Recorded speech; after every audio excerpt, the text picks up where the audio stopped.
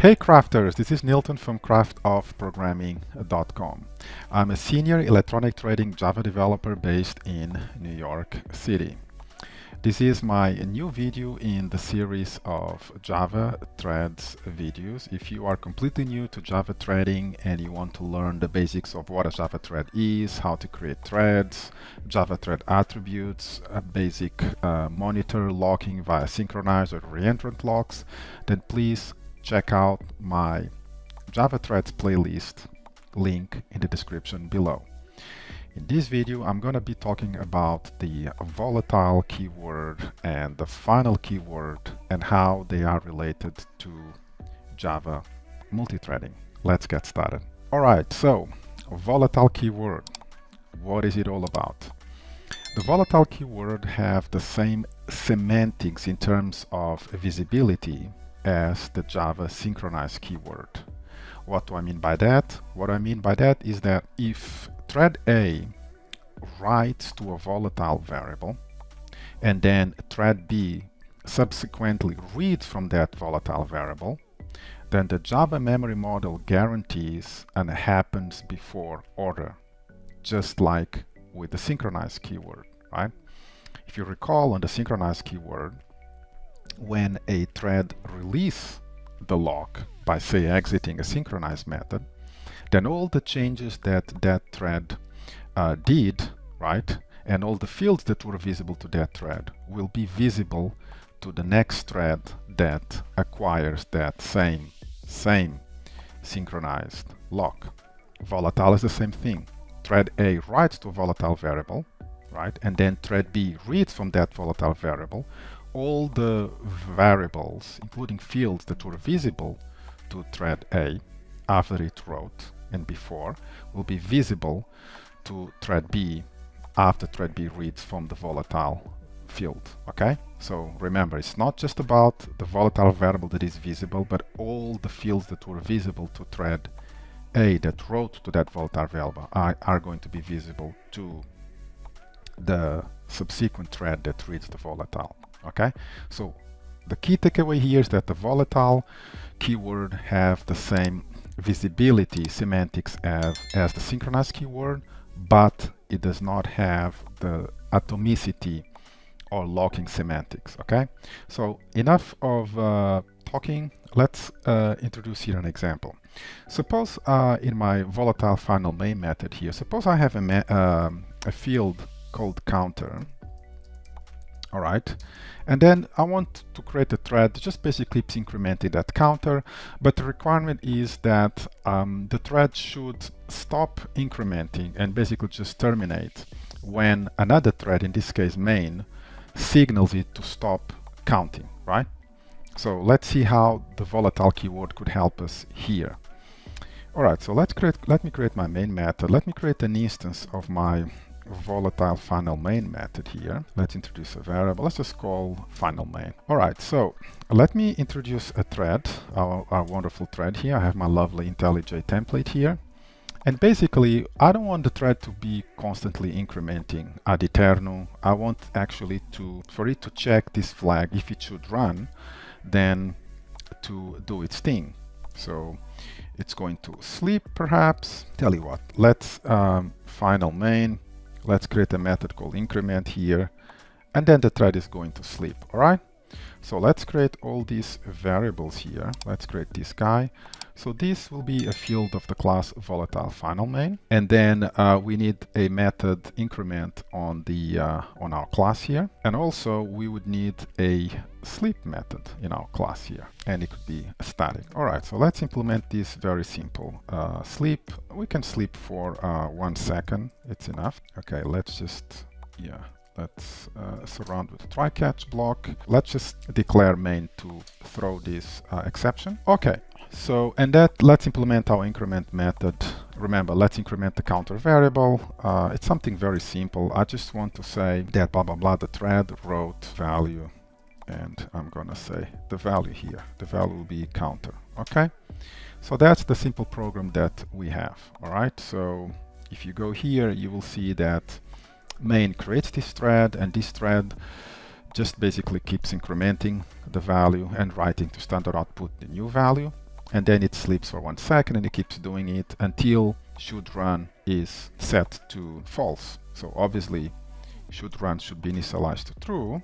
And then what we want to do here is we want main to start the thread, right? And then let's say main is going to sleep for, I don't know, let's say 10 seconds. And then main is going to set the field should run to false. So basically let the thread count for 10 seconds, and then we signal it, okay, stop running, and then the thread will exit and terminate. This is one of the canonical uses for the volatile keyword. The volatile keyword, like I said, has semantics only for visibility, not for atomicity, okay? So it's typically used for, like in this case, as an interruption flag or completion flag or status flag, right? So every time you're not using synchronized keyword, because synchronize, in addition to atomicity, mutual exclusivity, it also solves the problem of visibility. Notice here I don't have any synchronization here, so the volatile keyword is going to come in handy here. I just need to declare this variable as volatile, and now my program is correct in that sense, right, in terms of visibility. You may run this program and have the illusion that it's working, but there is no guarantees that, say, in a production sometime later it may not work. It will depend, or it could even depend on the platform as well. So the only way that you have predictable results and guarantee that this program is correct, because there are two threads involved, one writing to a field and the other one reading, you need to mark this field or tag this field as volatile. All right, so let's just run this program and see the result. All right, so this is not the most exciting program ever, but basically the thread is, like I said, it's just counting and writing to standard output, and then for 10 seconds, and then after 10 seconds main changes our termination flag to false, indicating the thread to stop executing. Now, before we move on, one thing I need to point out is that this code, right, and let me be very explicit about this, right, this method is not thread safe, okay?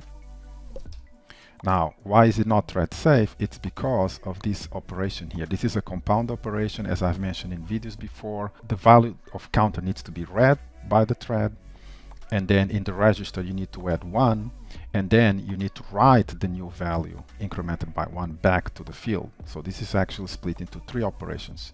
This code increment, as a result, it's not thread safe when accessed by multiple threads. All right, if that were the case, you would have to mark this method, for example, as synchronized, okay?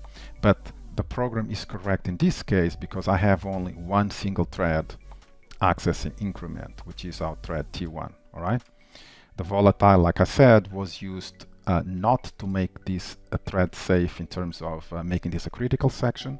Volatile does not give us atomicity or mutual exclusivity guarantees. What the volatile guarantees us is that the changes that the thread main in this case does to that field will be visible to thread T1. Alright, so in the second part of this video, let's talk about the final keyword and how it is related to Java multithreading. So just a sort of very quick recap here. The final keyword in Java, the most basic use is to declare a field as constant. For example, let's say I have or a local variable. Let's say I have a variable here I, right? If I mark it as final, then I cannot reassign I to another var, right? Because this gives me a compile error because I cannot reassign a final variable or field or whatever, right? And obviously the same thing applies to object reference. If I have my object reference here, obj, that I am forced to initialize it here, and then if I try to reassign the reference, right, then again I'm going to get a compilation error, right? Now, one thing that you need to realize is that you cannot reassign a final reference, but the reference itself, if the reference is pointing to an object which is mutable, then you can obviously mutate that object, all right? So that's just sort of the quick recap of what is the basic behavior of a final keyword. Now, but how is that related to multithreading? The final keyword allows you to make a class immutable. Now, why is immutable important? Immutability is important in Java multithreading because an immutable class or object is automatically thread safe. That's why it's so important. Also, the Java memory model guarantees a special, visibility for final references. If a thread accesses an object via a final reference, then there are visibility guarantees, if that object is properly initialized to the thread that is using that reference. This is called initialization safety, and let's introduce an example here to illustrate all of that. So let me use my wonderful IntelliJ template here to create a static final class. Actually, let's not make it final yet, and let's just call it immutable X. So what I want to show you here is how you would go about in Java making a class immutable, and see how the final keyword would help us with that, obviously. So just to make the example more interesting, suppose that I have here a map of name to age, right? And let's just create a simple hash map. That'll do for our purposes, right? And now let me introduce a constructor here, right? And what I want to do is, let's say I want to, initialize this map. So let me put something, I don't know, Nilton. So we have our super useful class here that has these three mappings, from names to age, okay? And I don't know, let's say there is another, we want to be able to query this age of, and we pass the name, and we just want to return name to age dot get name, okay? And let's not worry about the fact that the name may not be there, and then this may throw an NP. Let's not worry about that. All right, so, and also let's say for whatever reason you want to give your clients access to the name to age, right? And all right, so we have this, okay? Okay, so let's see how we would make this class immutable. Now, the class is not mutable because this field is not private, so a client may get access to this field and mutate it. Obviously, we are actually passing or returning the field here on a public method, so anyone can grab a hold of this map and mutate it. And we have here a setter as well, right? I mean, this class is not immutable, right? Clients can have access to the mutable map and they can make changes to it, right? All right, so how do you go about making a class immutable? The first thing you should do is to make it a final class. Now, final class means that you cannot extend it, right? Why is this important? It's because if you let the client extend your quote-unquote immutable class, right? The problem is that the client then can add methods, say like a setter method, right?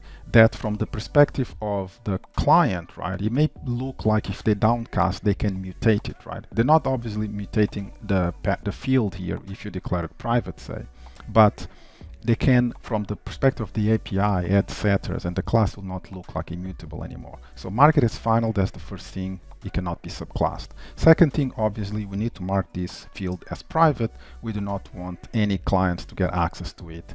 And the third thing we need to do is mark it as final. And that's where the final keyword comes into handy here. So first thing, class needs to be final. All the fields need to be private final, okay? And then in the constructor, we need to make sure that after the constructor exits, all of the fields in our class, if I had more fields here, have been properly initialized, okay? And obviously, you do not want to allow any mutation to your class. So we have to remove the setters because it's a mutation.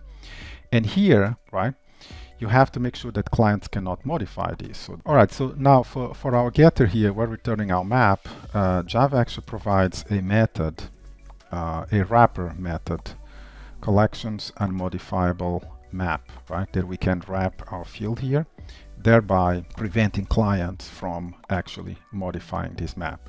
So if they try to add something or put something to this map, then an exception will be thrown.